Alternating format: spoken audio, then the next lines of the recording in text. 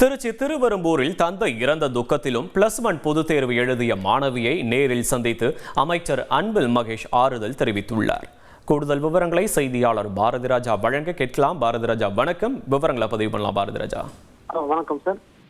தமிழ்நாடு பள்ளிக்கல்வித்துறை அமைச்சர் திருவெரும்பூர் தொகுதி பொதியக்குடி கிராமத்தில் வசிக்கும் மாணவி சாலினி என்பவர் தேர்வுப்பட்டியில் 11ஆம் வகுப்பு படித்து வருகிறார். பொதுத் தேர்வு நேரத்தில் இவரது தந்தை சண்முகம் இறந்துவிட்டார். இருப்பினும் இவரது துக்கத்தை மனதில் வைத்துக் கொண்டு மாணவி சாலினி பொதுத் தேர்வு BH வளாகத்தில் தேர்வு எழுதி ஆசிரியர்களும் சக மாணவர்களும் அவருக்கு ஆறுதல் கூறி தேர்வு எழுத அனுப்பித்தனர். இந்நிலையில் திருவெரும்பூர் சட்டமன்ற உறுப்பினரும் அமைச்சருமான அன்பில் மகேஷ் பொய்யாமொழி இன்று காலை மாணவி சாலினியின் வீட்டுக்கு சென்று அவருக்கு கல்வி உதவித்தொகை வழங்கியும் ஆறுதல் கூறியும் தெரிவித்தார்.